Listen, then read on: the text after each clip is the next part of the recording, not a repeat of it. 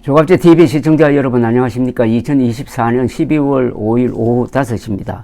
오는 7일 윤석열 대통령 탄핵 그리고 김건희 여사에 대한 특검 관련 두 법안이 올라올 때 이게 서로 어떤 작용을 하느냐, 이게 초미의 관심사로 등장을 했습니다. 더불어민주당은 지난달 26일 윤석열 대통령이 거부권, 제2요구권이라고 하죠. 제2, 다시 의결을 해달라는 제2요구권을 행사한 김건희 특검법에 대해서 오는 7일 재의결을 추진하기로 결정을 했습니다. 그런데 이날 윤석열 대통령에 대한 탄핵소추안을 또 처리를 합니다. 그러니까 김건희 여사에 대한 특검법 재표결과 윤석열 대통령에 대한 탄핵소추안 표결이 동시에 이루어진다 이겁니다. 오늘 노정면 민주당 원내대변인은 10일에 원래 하려고 했던 것을 당기는 건데 국민의힘에서 탄핵안 처리를 보이콧할 가능성이 있어서 그 시점에 김건희 특검법도 재의결하겠다는 것이라면서 대통령 탄핵안을 막으려는 입장에서는 본회의장에 안 오는 게 하나의 수단이 될 수도 있지만은 김건희 특검법은 안 들어오면은 그냥 통과된다고 했습니다. 이게 참 국민의 힘으로는 고민거리가 하나 생겼어요. 특검법 재의결은 재적 의원 과반수 출석입니다. 재적 의원 과반수 출석에 출석 의원 3분의 2 이상이 찬성하면 가결됩니다. 과반수 출석만 하면은, 그러니까 재적 의원 중에서 과반수 출석만 하면은 출석 의원의 3분의 2 이상이 찬성하면은 김건희 특검법은 가결된다 이겁니다. 반면에 대통령 탄핵 소추는 훨씬 더 엄격합니다. 재적 의원 3분의 2 이상의 찬성이 필요합니다. 재적 의원 3분의 2 이상의 찬성이 필요하다 이거죠. 그러니까 국민의힘이 탄핵 소추안을 거부시키기 위해서는 7일 본회의에 참석하지 않으면은 3분의 2가 되는 200명을 민주당이 맞추는 게 불가능해집니다. 그러면은 탄핵안 통과는 막을 수가 있습니다. 그러나 국민의힘이 투표에 참석하지 않으면은 김건희 여사 특검법은 그냥 통과된다 이겁니다. 물론 국민의힘 입장에서는 두 법안을 다 막아야 되니까 김건희 특검법 표결에는 참여를 하고 대통령 탄핵안 표결에는 나와버리면 됩니다. 그러나 이 경우에는 모양새가 좋지 않고 아주 역풍이 더 커질 수가 있는데 그 역풍 중에 하나가 김건희 특검법 표결에서는 누가 누구를 찍었는지 알 수가 없으니까 그때 표결에 참석한 국민의힘 의원 중에서 8명 이상이 찬성표에 가세하면은 김건희 특검법은 통과되는 겁니다. 또 이런 지금 비상계엄령 선포 이후의 아주 악화된 분위기 속에서도 대통령 탄핵은 막아야 되겠다는 쪽으로는 일치할 수가 있지만은 김건희 특검법을 막아야 되느냐 하는 데 대해서는 흔들릴 수도 있다는 겁니다.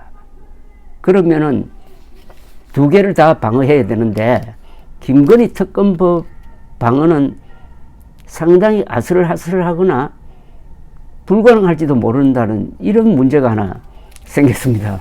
정말 이게 국민의힘으로서는 고민거리입니다. 국민의힘이 지금 고민인 이유는 한동훈 대표에 의해서 국민의힘이 사실상 이번에 9.4.1생으로 살아난 겁니다. 지난 3일 밤에 윤석열 대통령이 비상계엄령을 선포했을 때 즉시 기다렸다는 듯이 한동훈 대표가 이거는 헌법에 맞지 않다. 국민과 함께 맞겠다고 이렇게 나섰습니다. 그 시간은 누가 확인해 봐야 되겠는데 이재명 민주당 대표보다 더 빨랐거나 하여튼 비슷비슷했을 겁니다.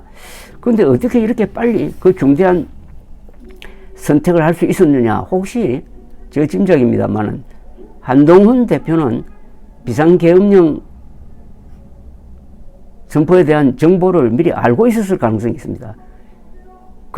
그렇지 않으면 이렇게 신속한 대응이 참 어려운데, 알든 모르든 이 신속한 대응이 국민의 힘을 살렸습니다. 만약 그러지 않고 우왕좌왕했더라면 국민의 힘은 우습게 되고 내란 비호 세력이 됐을 겁니다. 그러니까 윤석열 대통령과 공범이 됐을 겁니다. 그러면 지금쯤 국민의힘 타도의 물결이 거리를 넘칠 텐데, 그나마 한동훈 대표가 중심을 잡고 그날 비상계엄령 해제 결의안 투표에 국민의힘 국회의원 18명이 참석해서 가표를 던짐으로써 탄핵이 아니고 내란 동조 세력이라는 비난은 면하게 되었습니다. 그런데 그 뒤에 한동훈 대표는 수습책으로서 윤석열 대통령의 탈당을 요구를 하고 있습니다. 윤석열 대통령은 그것을 거부를 하고 있습니다. 그리고 국민의힘 안에는 지금 친윤 세력은 상당히 눈치를 보고 있습니다. 추경호 원내대표가 이끄는 워낙 지금 여론이 악화되었으므로, 그러나 이 세력이 윤석열 대통령 탄핵은 안 된다 하는 쪽으로는 지금 뭉쳐 있다고 보여집니다. 이러니까 한동훈 대표도 탄핵은 막겠다. 막는 가장 효과적인 방법은 아예 투표 안 하겠다. 의사당에서 바깥으로 나와 있겠다. 이런 전략을 썼는데, 요걸 노린 민주당이 또 다른 수를 쓴 거죠. 그래서 김건희 특검법, 재의결, 윤석열 대통령 탄핵안, 요걸 두 개를 같이 동시에 던졌을 때 지금 관심사는 김건희 특검 법안이 통과되느냐 안 되느냐입니다. 국민의힘이 투표장에 안 나가면 통과될 것이 뻔합니다. 근데 투표장에 나가더라도, 투표에 참여하더라도 이런 달라진 분위기 속에서 8명 정도만 있다라면은 또 누가 8명이 누구냐를 알 수가 없습니다. 김건희 특검법은 통과되고, 김건희 특검법이 통과되면은 이게 윤석열 대통령의 거취에 또 직접적인 영향을 끼치게 된다는 이야기입니다. 여기에 대해서 이준석 개혁신당 의원은 한동훈 대표에게 그렇게 복잡하게 하지 말고, 탈당 호소하지 말고 윤석열 대통령을 제명시키면 된다. 그게 가장 확실한 방법이다 라고 했는데, 사실은 그 방법이 현재로는 최선의 선택일 수가 있습니다. 그렇게 해서 우선 국민의힘과 윤석열을 묶은 그 로프를 끊어야 됩니다. 두 사람이 한동훈, 윤석열, 국민의힘이 밧줄을 묶고 지금 인수봉을 기어 올라가는데, 그 밧줄이 썩은 새끼줄이다. 이래 되면 어떻게 됩니까? 같이 다 떨어져서 추락사 하는 거 아닙니까? 우선은 한동훈 대표가 국민의힘과 윤석열 대통령을 분리해 줘야 됩니다. 윤석열보다는 국민의힘이 더 소중한 존재죠. 윤석열은 앞으로 2년 반밖에 안 남았지만 국민의힘은 앞으로 영원히 계속되어야 할 정당 아닙니까? 그러기 위해서는 제명이 가장 합리적인 선택이라는 이준석 개혁신당 의원의 충고를 누군가는 한번 귀담아 들을 필요가 있다고 생각합니다. 감사합니다.